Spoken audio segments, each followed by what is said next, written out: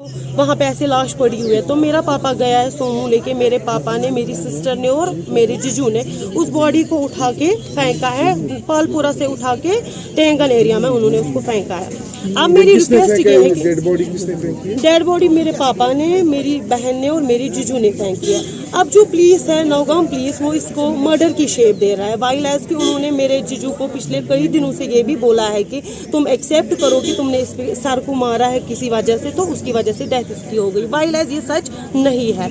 और सच में ये बात है कि जब इन्होंने चलती हुई गाड़ी से उसको फेंका है, उसकी बॉडी को फेंका है, may be at that time मतलब उसके सर पे चोट वोट लगी होगी, सो उसकी वजह से मतलब उसको सर पे फ्रैक्चर हो गया होगा। अच्छा मुझे ये बताइए कि अगर ये मर्डर नहीं है तो आपने उसको डायरेक्टली पीसीआर पुलिस स्टेशन को क्यों नहीं इन्फॉर्म किया? सर मैं वो एक्सेप्ट करती हूँ। जी सर मैं एक्सेप्ट करती हूँ। मैं ये नहीं बता रही हूँ, मैं ये बता रही हूँ सर, मैं वहाँ पे अवेलेबल नहीं थी। I swear upon by prophet Mohammad सल्लल्लाहु अलैहि वसल्लम कि डे बिफोर यस्टरडे तक हमारी फैमिली में किसी को नहीं पता था कि ऐसा कोई इंसिडेंट हो गया है, कुछ भी नहीं पता था हमें। जब परसों पुलिस ने उनको टॉर्चर किया, वहाँ पे टॉर्चराइज किया, तो उसके बाद मेरे जीजू ने, मेरी सिस्टर ने कन्फेस किया, बोला कि ऐसे ऐसे मसला हो गया।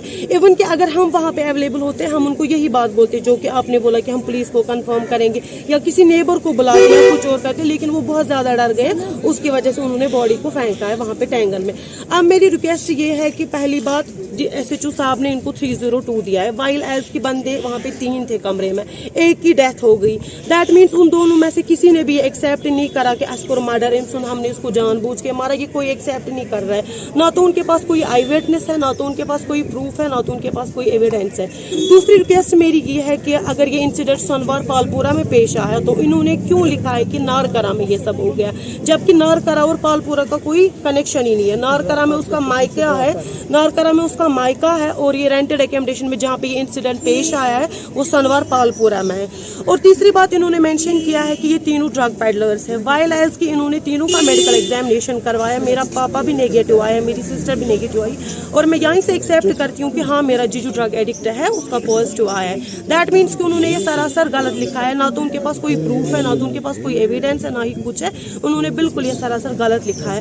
अब मैं SSB साहब से गुजारिश कर रही हूँ, please look at this matter and take the possibility as soon as you will look at this matter.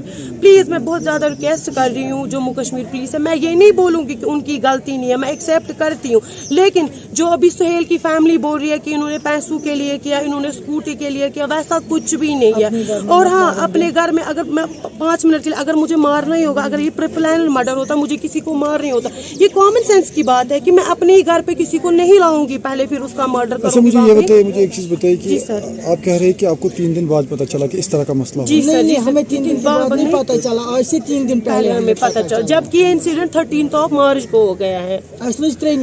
हमें 3 तारीख को घर में पता चला। और ये भी लिखो ना, माँ तुमको मारेंगे वहाँ। अच्छा, अगर आपको 3 तारीख, तो आप किस तरह से इतना ब्रीफ कह सकते हैं? क्योंकि किस तरह से फिर आप कह सकते हैं कि इतना पुराना केस ऐसा ऐसा हो, जब आपको 3 दिन पहले पता चला? क्योंकि फिर हमने, मेरी बहन भी अभी अरेस्ट हो गई है, मेरा जीजू भी अभी अरेस्ट हो गया है। इसको मैंने नौगाम पुलिस स्टेशन में भेजा अपने जीजू को पूछने के लिए, और मैं खुद गई बहन के पास नौगाम पूछने के लिए।